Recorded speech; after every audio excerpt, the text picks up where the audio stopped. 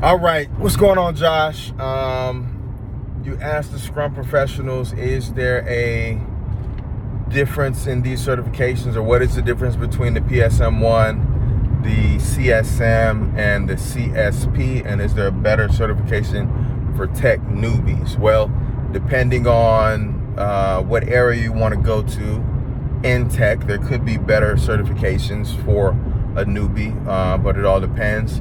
The route of a Scrum Master is not necessarily a tech role, but more of a facilitator role, more of a role that is probably similar to a project manager, so you don't have to have technical experience per se, but it does allow you to kind of get in the door through some technical teams.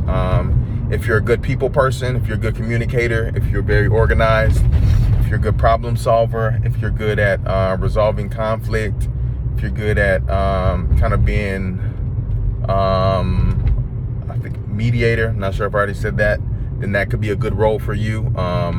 Takes a lot of organizational skills. Sometimes, depending on the team and the maturity of the organization, could be some babysitting that goes on. But what's the difference between the certifications? Well, the PSM1 is governed or given or administered by scrum.org. So for the PSM, the exam, I believe, costs around $150. There is no prerequisite or requirement of any classroom hours. You can do 100% self-study to get your PSM certification and take it. I have heard that the PSM exam is a bit harder than the CSM. For me, that was my experience. And FYI, I have all of the certifications that was listed. For me, that was kind of my experience. I still pass it on the first go round. But as far as the questions go, majority of the questions were not black and white questions where you could go directly somewhere and find the answer. The exam is not a proctored exam, FYI. So that means nobody's like watching you on camera or listening to your microphone while you're taking that exam. So like I was saying, there's not a direct place you can go to find answers to a lot of those questions. A lot of the questions are kind of like choose the best answer. And so it's really testing how well you understand the framework, how well you can think critically based on the values and principles of Agile and, the values and principles of Scrum to determine the answer. So can be a little bit more difficult for some people to find or think of those answers. With the other certification, the CSM, that is the PSM equivalent, but that is administered and governed and given by a company called Scrum Alliance. So Scrum Alliance says that you have to have 16 total classroom hours by a CST, Certified Scrum Trainer, who will then give you the permission to take that exam. The company I went through and the company I suggest you go through if you decide you want to take that exam is Bearded Eagle. You can go to beardedeagle.com. They administer online courses to get certified. The test or the class, I believe, is right now it's maybe around $800 or $900. When I took it, it was around $1,500. A lot of the prices have come down as a result of COVID. I've seen some other places that offered even less expensive than that, but kind of some of the complaints I've gotten from some of my students are that the instructions, the instructor, and maybe the course curriculum isn't the greatest, because Scrum Alliance allows instructors to come up with their own curriculum for their course. So I've sent hundreds of students to Bearded Eagle.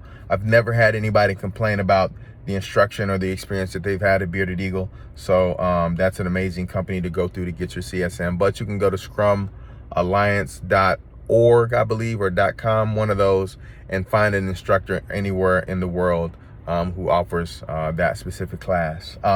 So the CSM and the PSM1 are kind of both the entry level or initial certification for Scrum Masters through kind of those main two governing bodies.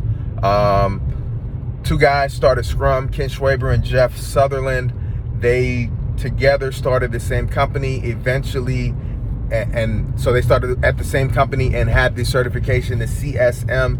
Eventually those two guys separated and created their own individual companies, and that's where the PSM comes from. So the CSM is kind of like the Nike of Scrum certifications. It's got the brand recognition, it's got the the major advertising dollars. They do a lot of marketing, a lot of promotion. They've got the most certifications given to people.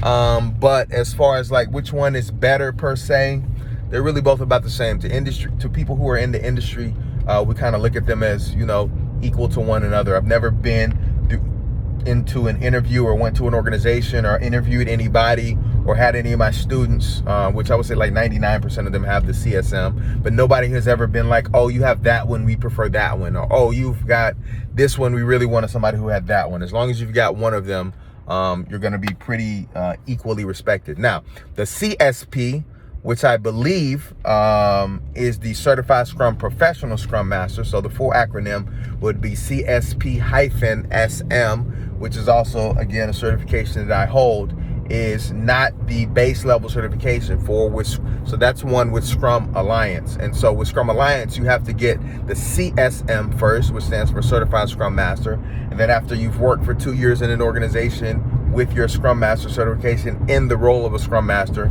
you can go back and take another course, 2-day course as well, normally 2 days, 16 classroom hours total. And then you can get the A-CSM, which stands for Advanced Certified Scrum Master. And then I believe about 2 years after that, you can go back and take another 2-day course and get your CSP-SM, which stands for Certified Scrum Professional Scrum Master. And with Scrum Alliance, that is the highest level Scrum Master certification that they offer. From there, you go kind of into your instructor level certifications with Scrum.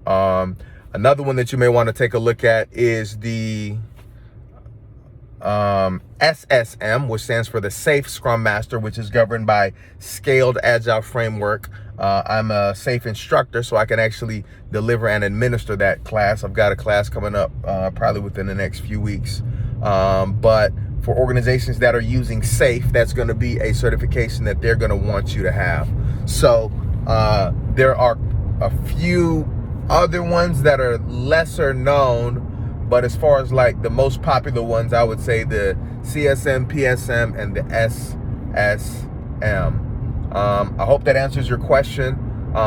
If you're not a people person and those kind of isn't the area that you necessarily want to go into, then I would advise that you look into maybe getting into some help desk work, refresh tech work, looking at your A+ certification or your networking certification if you're good kind of with numbers and find out a little bit more about maybe routing and switching. You can look at maybe some Cisco certifications. You can look at Salesforce certifications, Linux certifications.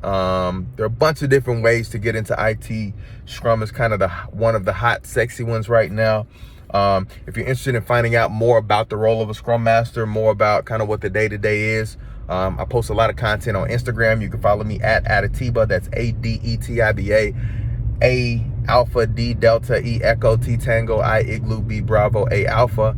You can also go to the website scrumlife.com. That'll take you to our YouTube page and show you some interviews that we've done with some Scrum professionals who've been in the game for a while, who've been in a lot of different organizations. We've also got our Scrum Master Circle of Success interviews there with some people who've gone through my specific program to learn how to